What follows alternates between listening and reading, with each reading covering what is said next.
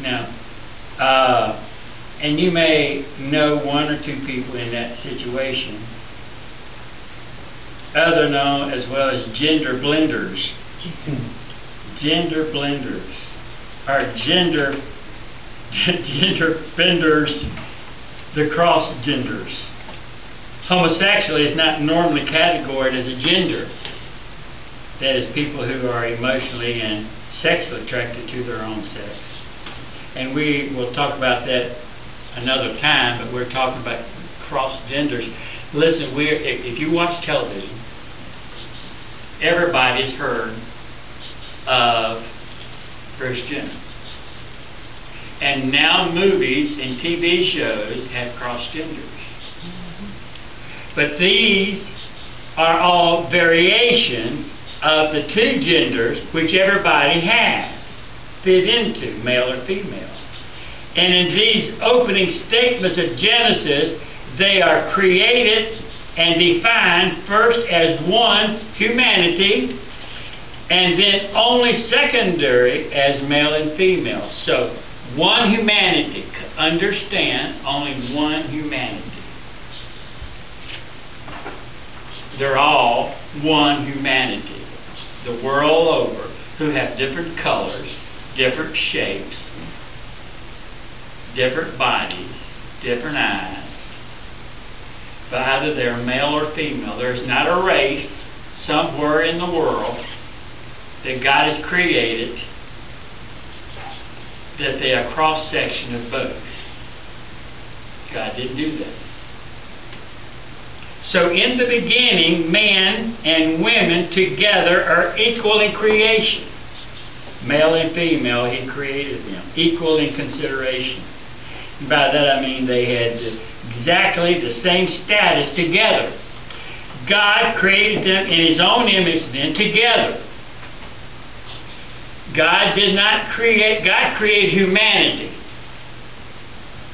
And out of humanity there's a male and female, and they're both equal. He didn't say male is more important than men or women. They're equal in status.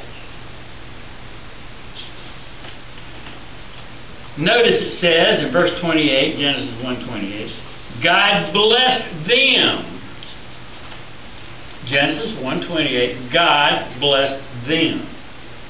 And He said to them, be fruitful and increase in number, fill the earth and subdue it, rule over the fish of the sea and over the birds of the air and over every living creature that moves on the ground. Notice it's a joint responsibility. He gave it to both of them. So they are equal in creation, in consideration, and in commission, and that's chapter 1. God created male and female in the humanity so that they could reproduce. The very purpose of a man and woman in creation is so that they could reproduce and replenish the earth. And out of that creation and producing children, out of that humanity, God was going to redeem a group of people that's going to be with Him forever in heaven.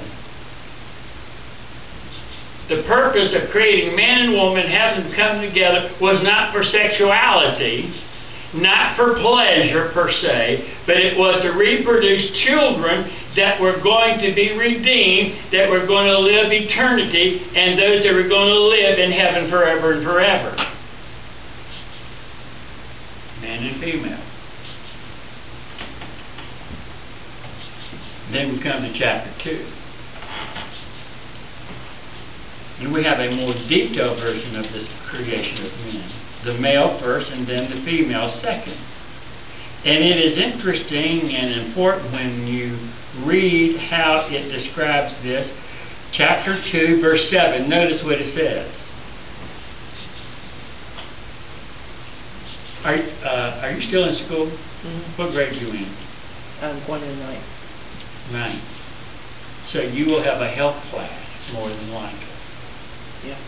You need to really be listening to this so you can really fuss with your teachers. Because I would say before you finish school and one of the classes, they're going to be teaching you the acceptability of gender. And they're going to try to teach in a subtle way there are 7 genders that people are born into, and that we have to be respectable to all of them. There's male and female, and then there's 5 other genders that people are claiming to be that they're not. And the Lord God formed the man from the dust of the ground and breathed into his nostrils the breath of life, and the man became a living being. Now here is creation from the dust of the ground in common with the animal and the kingdom. Here's the difference between an animal and a human being. Can I tell you, animals are not human beings. I'm sorry. The oldest cat in the world died this week.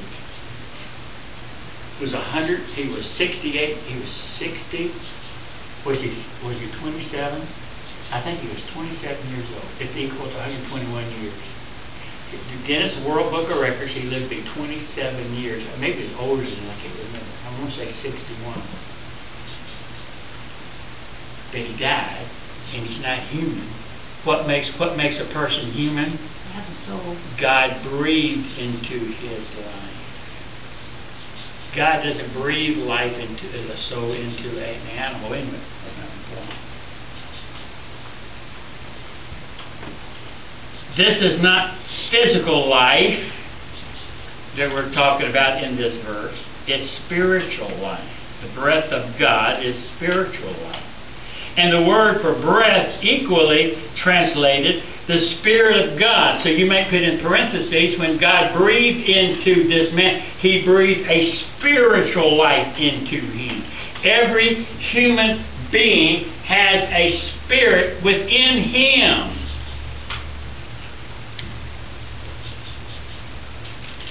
Now, there's another sermon that Charles Price preached that I like to listen to. Every person has a spirit within him that God put in him, that he has a craving. We all crave something. There is an innate craving in us that we have a desire to have fulfilled. It takes in all manners. There was a time that I had a craving to buy a $50 shirt. My father-in-law said, this is getting off the subject, I have 20 babies. My father-in-law says, I only buy $50 shirts. I've never bought a $50 shirt in my whole life. So I thought with my craving that if I just bought a $50 shirt, it would fulfill my desire. And I used to think I only had 2 suits, and I thought if I could just have more suits, I would feel better. I had normally, in my whole ministry before I came here, I had only 2 pairs of shoes. I mean, I had very little of nothing. And I thought, man, if I could just have something. You know, we all have a craving, and that craving causes us to do a lot of things that we think is going to fulfill us if it's a craving that we have. It could be to be a football player or a basketball player. It could be all kinds of cravings because we want to be fulfilled. And yet none of this stuff fulfills as an unbeliever. Because the spirit that God puts in us is His spirit, and the only way that we can have fulfillment is have God to fulfill that spirit, and He only can fulfill our spirit.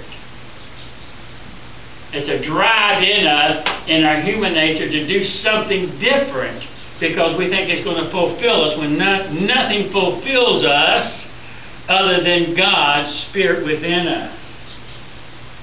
And we know from the other parts of Scriptures that is what we are intended to understand, that the Spirit of God inhibits the human soul. Into every one of us, saved or lost, God's Spirit indwells in us. And it has to be fulfilled or we'll never satisfy. And in a sense, man is unique among all of God's creation. And then God put him to work in the garden. He had two responsibilities: to provide and to protect. That is, that he was to look after it with one provision. The provision was that he must not eat of the tree of the knowledge of good and evil, because to eat of that would be to die. Look at verse 18, chapter 2. And the Lord said, "It is not good for men to be alone. I will make helpers suitable for him." He had all the animals. If all I had is my dog, I'd be fine. God never intended animals to satisfy you. Now, they may obey you better than your mate is, but other than that.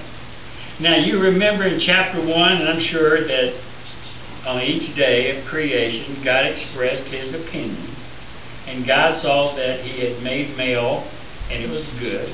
God saw that it was good. And God saw that was good. And God saw that was good. And God saw that was good every day. But now in chapter 2, verse 18, something is not good. Everything he's done up until this time was good. Now something is not good. It is not good for a man to be alone. So he needs to have a couple dogs and a couple cats and a couple fish, and that'll make him feel good. That's not what it says, does it? But what was not good was already declared as being very good. Therefore, it was very good that it was not good for a man to be alone. I don't know if that makes sense. It wasn't God saying, "Oh, there is something not good. Oh, goodness me." It's not good for a man to be alone, and that is a very good that it's not good for a man to be alone. But what it meant was it was incompletion. Something wasn't completing him. My incompleteness is very good. If you pride yourself on being self-sufficient, you are priding yourself on something that is not good. I don't need women. I'm self-sufficient. I don't need anybody. That's pride and selfishness on your part, because God says we all need somebody. And believe me, I didn't pray for. I prayed for a wife like Charity. I didn't know what I was praying for, because God gave me Charity exactly what I needed, but it wasn't quite what I was thinking. I mean, I prayed for a blonde. I prayed for a blonde, you know.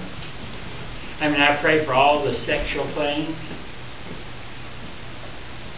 But God gave me a proofreader. God gave me a mate that knows how to spell. God gave me a person who loves me with all of her heart.